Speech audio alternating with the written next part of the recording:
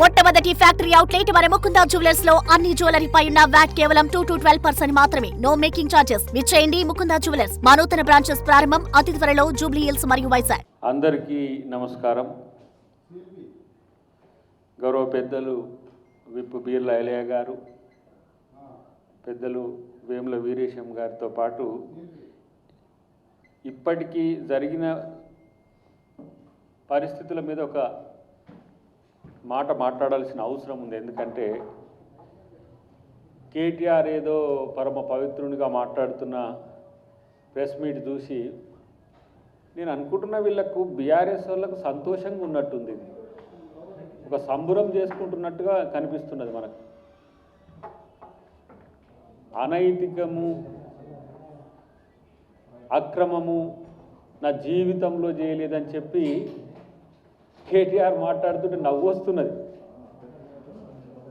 అనైతికం, అక్రమానికి అడ్రస్సే BRS party, KCR కుటుంబం. నాకు అనిపిస్తుంది ఏంటంటే దొంగతనం చేసి తప్పులు చేసి ఇట్లా తప్పించుకోవచ్చు అని చెప్పి రెండు తెలుగు రాష్ట్రాలకే కాదు మొత్తం యావత్ భారతదేశానికి చెప్తున్న కుటుంబంగా నాకు కనపడుతున్నది. సిగ్గుండాలే కనీసం చెప్పుకోవడానికి. మీ ఆస్తులు 2014 కంటే ముందు మీరు సమర్పించిన వాటిలో ఏమున్నది? ఈరోజు మీ ఆస్తుల నికర ఆస్తుల విలువ మీరు పబ్లిష్ చేసిన దాంట్లో అంటే ఏంది, ఎలక్షన్ కమిషన్ ఆఫ్ ఇండియాకి ఇచ్చిన దాంట్లో ఎంత ఉందో ఒకసారి సరిచూసుకోండి.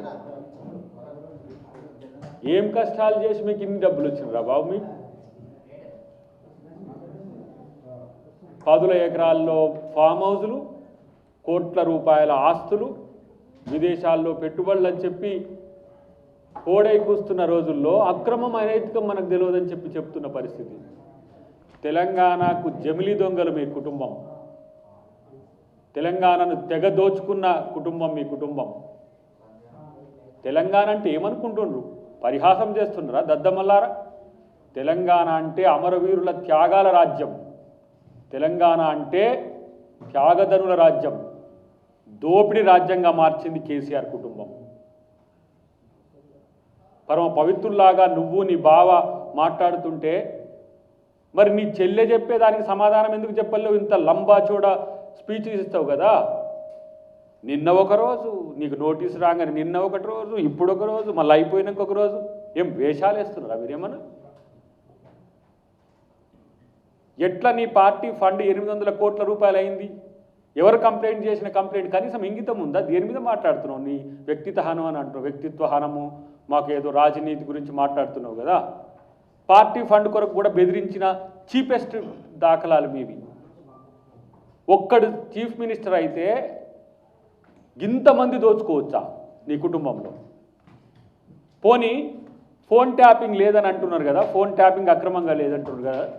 కవిత ఫోన్ ట్యాపింగ్ ఎందుకు చేసిండ్రో, కవిత భర్తది ఎందుకు చేసిండ్రో చెప్పగలరా? వాళ్ళు నేరుగా చెప్తున్నారు కదా. సిట్ ముందు పోయి చెప్పిండ్రు కదా, గతంలో జరిగిన సిట్ ముందు పోయి చెప్తుండ్రు కదా. మాట్లాడితే బావనేమో బొగ్గు స్కామ్ అని అంటాడు. నీ బొందరా, నీ బొంద. బొగ్గు స్కామ్ అయితే టీఆర్ఎస్ వాళ్ళకి ఎందుకు వస్తాయిరా బాబు? మేము తెచ్చుకోలేమా? ఎవరు వినోద్రావు, ఎవరు ప్రతిమ కంపెనీ, ఎవరు ఉపేందర్ రెడ్డి? 4 బ్లాక్స్ ఎవరికి వచ్చినాయి? టీఆర్ఎస్ వాళ్ళకి వచ్చినాయి. అంటే కాంగ్రెస్ పార్టీ స్కామ్ చేస్తే టీఆర్ఎస్ వాళ్ళకి వస్తాయా? ఇదేనా అవినీతి అని చెప్పేది? ఇలా కిషన్ రెడ్డి మాట్లాడుతున్నాడు. కిషన్ రెడ్డి సుప్రీంకోర్టు డైరెక్షన్స్ కూడా తెలియకుంటే ఎట్ట పిచ్చిగా నువ్వు మంత్రి అయినవా? నాకు అర్థం కాదు. సైట్ విజిటింగ్ అని మీరే కదా పెట్టింది. దాంట్లో ఎట్లా వస్తుంది బొగ్గు స్కామ్కి సంబంధించిన అంశంలో? మరి నీకు కూడా ఉండాలి కదా సోయి. నీకు 49% నువ్వు స్టేక్ ఉంది కదా. 51% తెలంగాణ ప్రభుత్వానికి ఉన్న మేము యజమాన్యం ఉన్నా కూడా నీకు స్టేక్ ఉంది కదా. బ్లాక్స్లో మీకు కూడా వాటా కావాలని చెప్పి కేంద్ర ప్రభుత్వం చట్టాన్ని సవరించింది కదా. మరి గాయింగిత జ్ఞానం కూడా కిషన్ రెడ్డి లేకుండా ఆయన కేంద్ర మంత్రి ఎట్లయిండు? కేంద్ర మంత్రికి మళ్ళీ లేఖ రాస్తాడు హరీష్ రావు. అరే బాబు, నీ దొంగతనం చెప్పురా నాయన అంటే మీరేదో స్కామ్ చేసిందని చెప్పి లేని అబద్ధాన్ని ప్రచారం చేసుకొని మీకు డిఫెన్స్గా వాడుకుంటూ, రెండోది ఇప్పుడు ఈయన అంటుడు జిల్లాలు మారుస్తామని చెప్పిండట. జిల్లాలు మారుస్తాం, ఏడికి పోతే ఆడ నారాయణపేట పోతే నారాయణపేట, లేకపోతే గద్వాల పోతే గద్వాల, నిన్న సిరిసిల్ల పోతే సిరిసిల్ల, మళ్ళీ కరీంనగర్ పోతే కరీంనగర్, ఏడికి పోతే ఆడ మీ జిల్లా మారుస్తారటని. ఇట్లాంటి దద్దమ్మలు చేయబట్టే మిమ్మల్ని ప్రజలు తీసి నేలకు కొట్టింది. ఎక్కడైనా ఒక స్టేట్మెంట్ ముఖ్యమంత్రి గారో ప్రభుత్వం నుంచో లేకపోతే మా నాయకుల నుంచో ఎక్కడి నుంచైనా జిల్లాల మార్పు అనేది వచ్చిందా? పెరిగితే పెరగవచ్చు కాక, పెరిగితే నష్టం ఏంటి? ఉన్నవి తీసేస్తారని ఎందుకు తెస్తున్నారు? ఒక సైడు సికింద్రాబాద్ తీసేస్తారంటారు, ఇంకోవైపు ఇంకో జిల్లా తీసేస్తారంటారు, ఆయన సిద్దిపేట తీసేస్తా అంటాడు ఎవడు, మన హరీష్ రావు. ఎవడు చెప్పిండు మీకు ఇది? ఎందుకురా పిచ్చి సన్నాసులు లెక్క నేను అనుకుంటున్నా.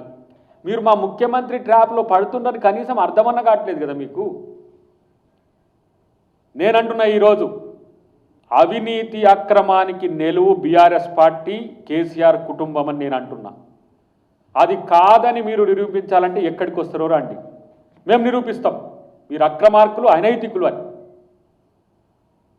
ఈరోజు నిధుల కోసమే కాదు, నాయకులను మీ పార్టీలో చేర్చుకోవడం కొరకు కూడా వాళ్ళ ఫోన్ ట్యాపింగ్లు చేసిండ్రు. 2018లో కూడా మీరు ఫోన్ ట్యాపింగ్లు చేసిండ్రు. 2018లో ఈరోజు ఎదుర్కొంటున్న ఎవరైతే ప్రభాకర్ రావు ఇంటెలిజెన్స్ ఐజీ, తర్వాత అంతకుముందు మా నల్గొండ జిల్లా ఆయన ఎస్పీగా పనిచేసింది. మా ఫోన్ ట్యాపింగ్లో మాకాయ వచ్చేటోళ్ళందరినీ గుంజుకుపోయి బీఆర్ఎస్కి అటాచ్ చేసిన చరిత్ర ఆయనది. ఇలా మాట్లాడుతున్నారు కదా, డీజీపీ శివధిరెడ్డి గారికి ముందు మీరు ఎంక్వైరీ చేయరి, మీరు ఆ దాని మీద సిట్ వేయండి, ఈ దాని మీద సిట్ వేయండి, ఇంకో దాని మీద సిట్ వేయండి. దొంగలు చెప్పే నైతిక హక్కు ఉందా? ఫస్ట్ మీరు ఏందో తేల్చుకోవాలి కదా. ప్రతి ఒక్క విషయంలో మీరు చేస్తున్న ఏవైతే రాద్ధాంతం ఉందో తెలంగాణ ప్రజలు కాదు, తెలుగు ప్రజలు కాదు, మొత్తం యావత్ భారతదేశం వింటున్నది. వేల కోట్ల రూపాయలు ఒకవైపు ఏమో రాష్ట్రాన్ని దివాలా తీసి పారేస్తుంది, ఇంకొక వైపు ఏమో నాయకులను ఏ విధంగా గుంజుకోవాలనో ఆ విధంగా గుంజుకుంటుంది. ఎన్నికల కాస్ట్ కూడా పెంచేస్తుంది. మునుగోడు ఎన్నికల కాస్ట్ ఎంతో ఒకసారి చూసుకోండి, హుజూర్ నగర్ ఎన్నికల కాస్ట్ ఎంతో చూసుకోండి, హుజూరాబాద్ ఎన్నికల కాస్ట్ ఎంతో చూసుకోండి. పథకాల రూపంలో దళిత బంధు అని చెప్పి హుజూరాబాద్లో మొత్తం దళితులకు అందరికి ఓట్లను ఇప్పుడు ఎట్లయితే మోడీ నితీష్ కుమార్ ఎన్నిక బీహార్లో ప్రతి ఒక్క మహిళకు 10,000 రూపాయలు ఇచ్చి 32,000 కోట్ల రూపాయల బడ్జెట్ నుంచి ఎన్నికల ముందు మొదటి విడత తర్వాత పంచిన చరిత్ర ఉంది. అట్లనే దళిత బంధు అట్లనే పంచినా కూడా మీకు విజయం రాకపోయే. అంటే తెలంగాణలో ఎన్నికలు చేయాలంటే డబ్బులే ఉండాలి, బెదిరింపే ఉండాలి, రౌడీజమే ఉండాలి, మాకు బానిసలే ఉండాలని చెప్పి చేస్తే తెలంగాణ ప్రజలు చైతన్యవంతులు, ఒక విప్లవ ఆలోచనలు ఉన్నోళ్ళు కాబట్టి అలా మిమ్మల్ని బండకేసి బాధిన పరిస్థితి ఇంకా కోలుకోలేని పరిస్థితి మీకు వచ్చేసింది. కాబట్టి మిత్రులారా, తెలంగాణ సమాజమా లేదంటే తెలుగు ప్రజలారా, వీళ్ళ మాటలు నమ్మకండి. తెలంగాణను దోచుకున్న బందిపోట్లు వీళ్ళు. తెలంగాణ పేరు చెప్పి తెలంగాణ ఉద్యమం నడిపినట్టుగా నటించి తెలంగాణ సోనియా గాంధీ ఇస్తే దాన్ని దోచుకోవడానికి ఏదో పరాయి దేశమోడు వచ్చి తెలంగాణ మీద పడి దోచుకున్నట్టు దోచుకోవడానికి వచ్చి దోచుకున్న దొంగలు. మీ పార్టీ పేరులో నుంచి తెలంగాణ రాష్ట్ర సమితి అనే పేరు ఉంటే దాన్ని నుంచి తెలంగాణను తీసివేసి భారత్ రాష్ట్ర సమితి అని చెప్పి తెలంగాణకు ద్రోహం చేసిన, తెలంగాణకు తల్లికి ద్రోహం చేసిన దొంగలు. ఇలా ఆయన పోయి హాయిగా అన్నీ చేసిపోయి ఫామ్ హౌస్లో వండుకున్నాడు. ఆయన వచ్చి బయటకు వచ్చి ఇద్దరు బావబామార్తల వేషాలు చూడాల్సి వస్తుంది. అది ఇంకా మీరు తప్పితే మిమ్మల్ని ప్రొటెక్ట్ చేసుకునే ఒక నాయకుడు లేడు మీ పార్టీలో. దరిద్రులారా, ఉద్యమ కాలంలో ఉద్యమాలు అందరు చేస్తే మీరే దాన్ని ఎన్కాష్ చేసుకుంటారు. ప్రభుత్వం వస్తే ప్రభుత్వంలో మీరే ఉంటారు. అప్పుడు 4, ఇప్పుడు 3, చివరికి ఇప్పుడు విపక్షంలో ఉన్నా కూడా మళ్ళీ మీ ఇద్దరే. ఎందుకు మీ మీద ఎందుకు వస్తున్నది? హోమ్ మినిస్టర్గా ఉన్న మహమ్మద్ అలీ మీద ఎందుకు రావట్లే? నామకే వాస్తే పదవులు ఇచ్చిండ్రు. నామకే వాస్తే పదవులు ఇచ్చి ఆ పదవుల్లో వీళ్ళే గోస్ట్ మినిస్టర్లుగా పనిచేసి అలా మీకు ఈ దరిద్రం దాపురించిన పరిస్థితి. మా మంత్రుల మీద, మా క్యాబినెట్ మీద అవాకులు చవాకులు పేలుతారు. సమ్మక్క సారక్కలో మా క్యాబినెట్ ఏ విధంగా అమ్మల ముందు ఉన్నారో, కొలువు తీరినరో వాళ్ళని చూసి కుట్ర, వాళ్ళని చూసి అక్కసు, వాళ్ళని చూస్తే జలసి. మీకు ముఖ్యమంత్రి గారితో కలిసి మంత్రులు ఉంటున్న తీరును చూసి తట్టుకోలేక కాలకేయుల్లాగా మీరు చేస్తున్న ఈ ప్రయత్నాలు ఏవైతే ఉన్నాయో ఎవడు నమ్మర్రా బాబు మిమ్మల్ని. ఇంకా ఎవడు మమ్మల్ని నమ్ముతారని ఈ ఆలోచన చేస్తున్నారు మీరు? నాకు అర్థం కావట్లే. నేను అంటున్నా, ఈ 5 సంవత్సరాలే కాదు, ఇంకా 5 సంవత్సరాలు ప్రాసిక్యూషన్ చేసినా మీరు చేసే నేరాలకు విచారణలు సరిపోవు. కొంతమంది ఏమో 2 సంవత్సరాలైనా కూడా ఇంకా రావట్లేదు, ఏంది కాంగ్రెస్ బీఆర్ఎస్ కలిసి ఉందా అంటారు. కొంతమంది ఏమో కాంగ్రెస్ బీజేపీ కలిసి ఏమైనా ఎత్తుగడలు చేస్తున్నాయని అంటారు. చట్ట ప్రకారం, న్యాయం ప్రకారం, బాబాసాహెబ్ అంబేద్కర్ రాజ్యాంగం ప్రకారం మేము సిట్ అయినా ఏ న్యాయ విచారణ చేస్తాం. కేసీఆర్ మాదిరిగా కేసీఆర్ రాజ్యాంగాన్ని అమలు చేసే ప్రభుత్వం కాదు మా అధిష్టానమైన మా ముఖ్యమంత్రి గారు అయినా సరే. ఎంతమందిని రేవంత్ రెడ్డి గారిని డ్రోన్ ఎగిరేసిన తీసుకుపోయి నేరుగా జైల్లో పెట్టిన చరిత్ర మీది. కోదండరామ్ గారిని ఉద్యమకారుని తలుపులు బద్దలు కొట్టి ఏ విధంగా అరెస్ట్ చేసినారో మేము చూసినాం. మందకృష్ణ మాదిగ ఒక సామాజిక ఉద్యమకారుణ్ణి ఎన్నిసార్లు అరెస్ట్ చేసి జైల్లో పెట్టిండ్రు. మీరు ఏ ప్రభుత్వం కూడా డేర్ చేయలే. మాలాంటి వాళ్ళు మురళీ ముదిరాజ్ చనిపోతే తీసుకుపోయి నేరుగా పోలీస్ స్టేషన్ నుంచి జైలుకు పంపించిండ్రు. మరి అట్లా చేయాలన్నా? కేసీఆర్ని అట్లా చేయాలన్నా? కేటీఆర్ని అట్ట మీకు ఉబలాటం ఉందా ఇంద్రబాబు జైలు కూడా తినాలని? చట్టాన్ని న్యాయాన్ని గౌరవించడం మీకు చేత కాకపోతే మాకుంది. మేమే భారత రాజ్యాంగ నిర్మాతకు మేమే దన్నుగా ఉండి ఆ రోజు భారత పార్లమెంట్లో రాజ్యాంగ పరిషత్తుకు రాజ్యాంగాన్ని సమర్పించింది కాంగ్రెస్ పార్టీ. కాబట్టి రాజ్యాంగం మీద విలువ ఉంది, నైతిక విలువలకు కట్టుబడి ఉన్నాం. మీలాగా ఇష్టం వచ్చినట్టుగా ఏదో ప్రాంతీయ పార్టీ ఉన్నది కాబట్టి కేసీఆరే సుప్రీం, మాకు ఢిల్లీ గల్లీ ఆయన అన్నట్టుగా కేసీఆర్ నిర్ణయాలు మాదిరిగా కాంగ్రెస్ పార్టీ నిర్ణయాలు ఉండవు.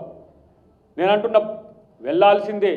ఏదో నిన్ను ఏమో అంటారు ఆయన, నేను చట్టం మేము గౌరవిస్తాం, మేము పోవాల్సిందే, మేము ఆడికి పోతాం, మేము పోయి చెప్తాం. ఇంకా వాళ్ళని పోలీసులనే వీళ్ళే ప్రశ్నలు అడుగు వచ్చినట్టు చెప్తా ఉంటారు హరీష్ రావు ఈయన కలిసి. ఏదో సినిమాలో ఉండే కదా అలీ మైక్ని టెస్ట్ చేసినట్టు అట్లా ఏం చేయకండి. పోలీసులు చెప్పిన దానికి సమాధానం చెప్పండి. మిమ్మల్ని ప్రశ్నించడానికి పోలీసులు పిలుస్తారు కానీ మీరు వాళ్ళని ప్రశ్నించడానికి కాదు. కాబట్టి బయటకు వచ్చి పొంకనాలు కొట్టడానికి, ఫోజులు కొట్టడానికి, ఇవన్నీ బయట మీరు లీకులు ఇచ్చుకోవడానికి కాదు. తెలంగాణ ప్రజల యొక్క అస్తిత్వాన్ని దెబ్బతీస్తున్నారు మీరు. ఫోన్ ట్యాపింగ్లతో ఏం సాధిద్దామని చేసిందో చెప్పాల్సిన అవసరం ఉంది. అసలు ఫోన్ ట్యాపింగ్లో ఒక మంత్రి ఎందుకు, మాజీ మంత్రి ఎందుకు వస్తాడు? మాజీ మంత్రులు ఎందుకు వస్తారు? పార్టీ నాయకులు ఎందుకు వస్తారు? అధికారులు కదా ఉండాల్సింది. అధికారులు మీ పేర్లు ఎందుకు చెప్తున్నారు? ఇదంతా ఆత్మపరిశీలన చేసుకోండి. డెఫినెట్గా కాంగ్రెస్ ప్రభుత్వం పారదర్శకంగా ఉంటుంది. ఆ బొగ్గుకు సంబంధించిన అంశాలు కూడా తర్వాత మేము మళ్ళీ మాట్లాడేటప్పుడు బీర్లా అలయ్య గారు కానీ మా వీరేశం గారు కానీ మా పెద్దలు చెప్తారు. ప్రతి ఒక్కదానికి సమాధానం ఉంది. రేవంత్ రెడ్డి గారు ఏమో మీ మీద కక్ష సాధింపు కొరకు, రాజకీయ కక్ష సాధింపు కొరకు చేయట్లే. రాజకీయ కక్ష సాధింపు కోసమే అయితే 2 సంవత్సరాలు చాలా ఎక్కువ. కాబట్టి అలాంటి కక్ష సాధింపు కాదు. డెఫినెట్గా ప్రజలకు పూచీకత్తుగా కాంగ్రెస్ ప్రభుత్వం ఉందని చెప్పి తెలియజేస్తున్నాం.